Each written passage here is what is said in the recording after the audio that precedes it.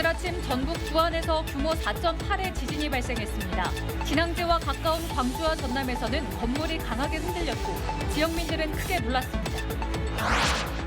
오늘 광주에 첫 폭염특보가 내렸고 담양은 낮 최고 기온이 34도를 넘어섰습니다. 금요일까지 평년보다 4도 이상 높은 폭염이 예상됩니다. 조국 혁신당의 광주 전남을 비롯한 전국 지역별 외연 확장에 나섰습니다. 전남에서는 오늘 10월 예정된 재보궐선거의 후보자를 내기 위해 물밑 작업에 들어갔습니다. 중국산 인삼분말로 만든 가공식품을 100% 국내산으로 속여 팔아온 업체들이 적발됐습니다. 수입된 인삼의 국내 유통 이력이 관리되지 않는 허점을 노린 것으로 보입니다. 여러분 안녕하십니까? KBC 8시 뉴스입니다. 전북 부안군에서 큰 규모의 지진이 발생하면서 광주와 전남 주민들이 크게 놀랐습니다. 건물이 흔들렸고 주민들이 긴급 대피하는 소동이 빚어졌는데요. 진앙지와 가까운 영광 한빛원전은 이상 징후가 없어 정상 가동을 유지하고 있습니다. 신대희 기자가 보도합니다. 항구를 비추는 CCTV 화면이 흔들립니다. 오늘 아침 8시 26분 전북 부안에서 규모 4.8의 지진이 발생한 직후 진앙과 인접한 전남 영광에서도 진동이 감지된 겁니다. 주민은 놀란 마음에 건물 밖으로 대피했고 건물 안에서는 책상 아래로 몸을 숨겼습니다. 이게 의자가 엄청 이제 양옆으로 흔들리더라고요. 그래가지고 지진이 났구나 해가지고 CCTV 이제 화면 보니까는 막 다 사람들 건물 밖으로 대피하고 그렇게 계시더라고요. 막 등교한 초등학생들도 가방으로 머리를 보호하며 운동장으로 대피했고 놀란 가슴을 쓸어내려야 했습니다. 흔들림이 멈추고 안 흔들리는 것 같아서 그때는 안심됐어요. 지난주 수요일에 저기 그 전남 안전 체험관 가서 배워가지고 그래서 안전하게 대피할 수 있었어요. 진앙지와 40km 떨어진 영광 한빛원전은 지진 발생을 감지한 뒤 비상 대응에 나섰습니다. 현장 점검에서 이상 징후가 발생하지 않아 정상 가동 체제를 유지하고 있습니다. 네, 현재까지 모든 가동 원전은 지진으로 인한 피해 없이 안전운전 상태임을 확인하였습니다.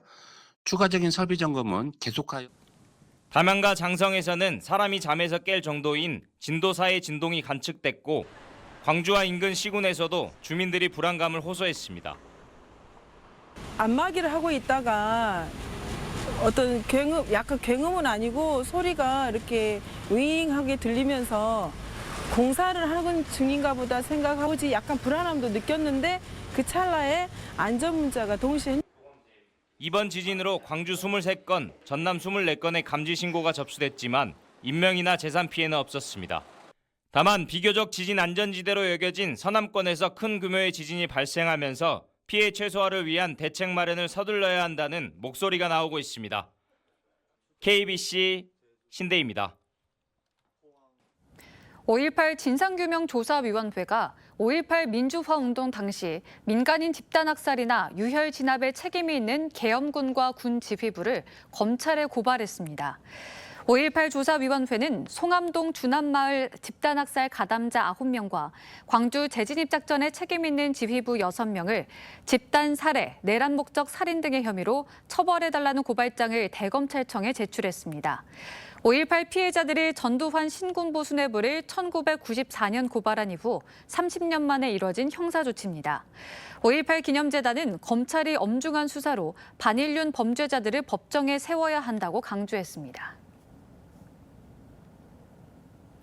오늘 광주에 첫 폭염특보가 내려진 가운데 담양의 낮 최고 기온이 34도가 넘는 등 무더운 날씨를 보였습니다.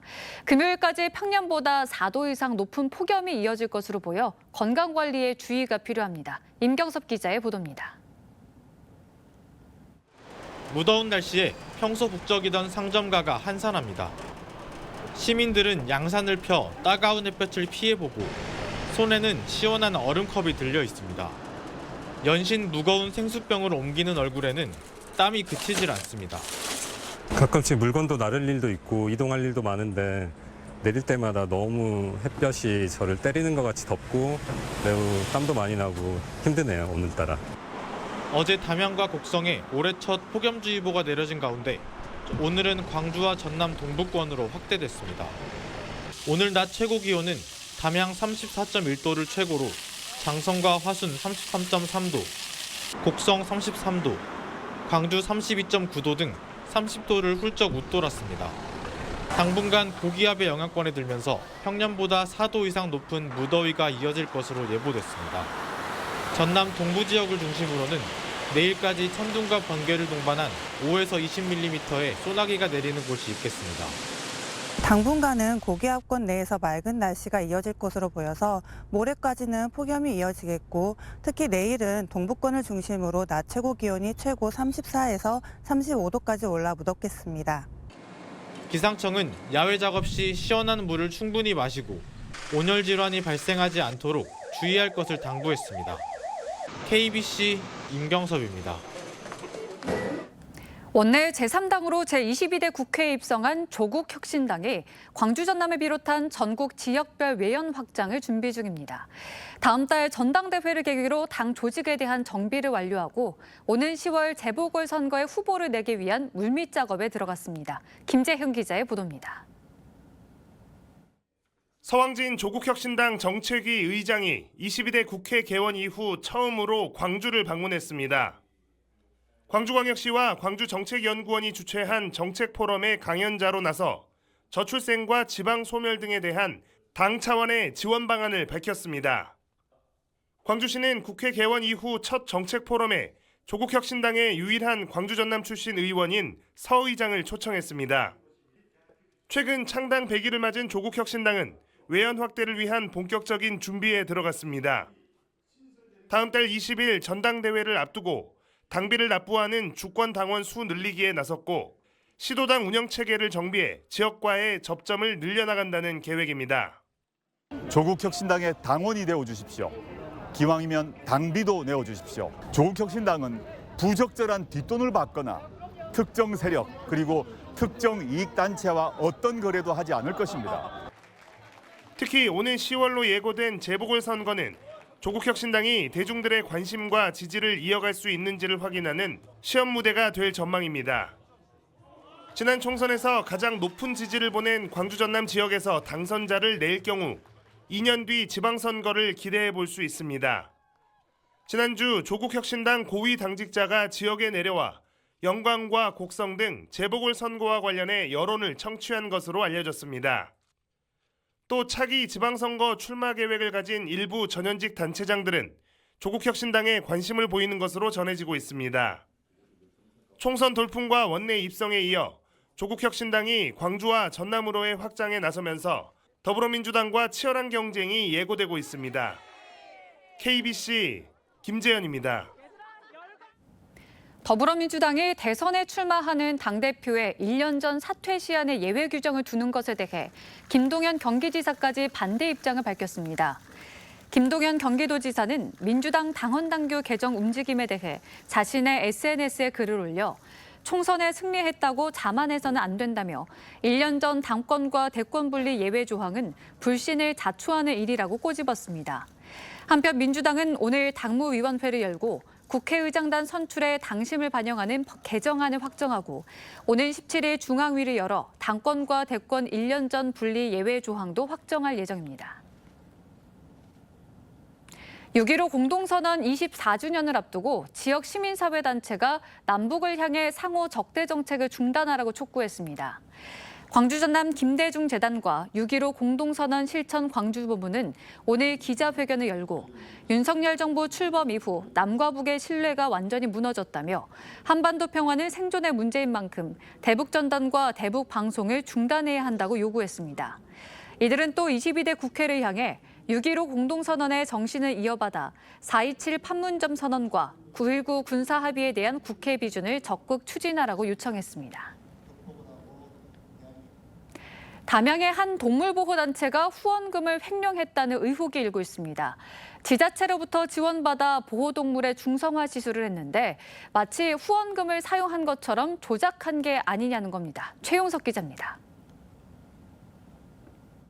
지난해 10월 유기견 3마리의 중성화 시술비를 지원받기 위해 동물병원이 제출한 증빙자료입니다.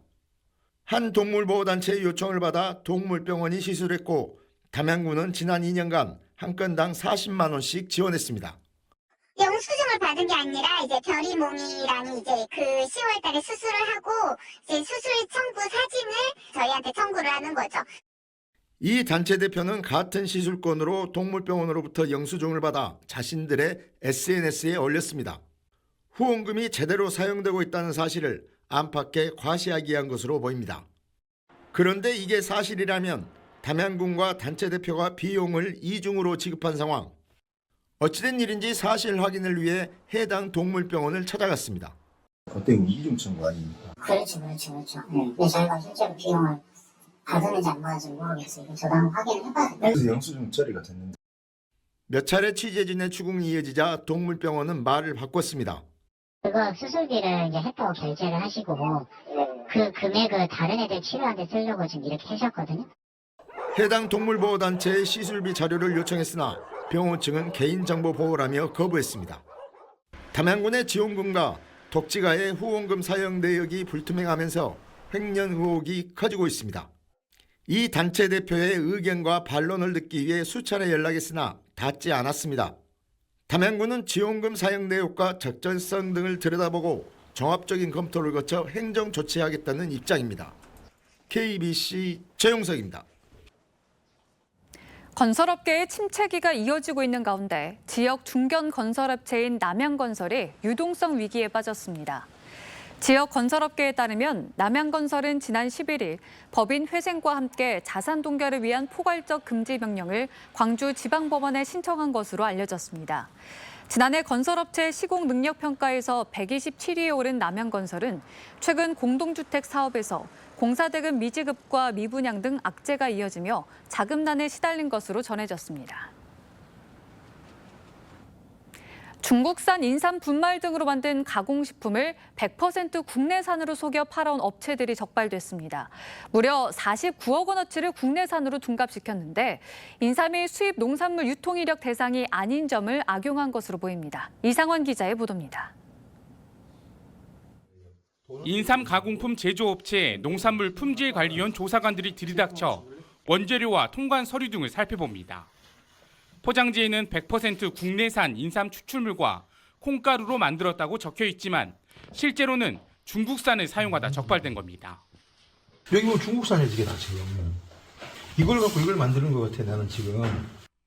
전남과 충북, 경기 등 3개 업체가 공모해 이 같은 짓을 저질렀습니다.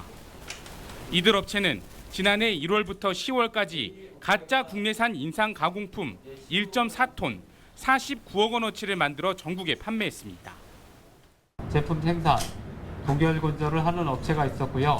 전국적인 다단계 판매망을 확보하고 판매에 주력한 판매업체가 있었습니다. 인삼이 수입 농산물 유통 이력 관리 대상에서 빠져있는 제도적 허점을 파고들었습니다. 22개 수입 농산물의 국내 유통 내역은 파악되지만 관리 대상이 아닌 인삼은 수입 후 어디서 어떻게 가공됐는지 확인할 방법이 없습니다. 좀 아쉬웠던 부분이 인삼의 경우 이 22개 품목에 포함되지 않아서 현재 관리가 되지 않고 있다는 점입니다. 농산물 품질관리원은 인삼이 수입 농산물 유통 이력 관리 대상에 포함되도록 제도 개선을 정부에 건의하기로 했습니다. KBC 이상환입니다.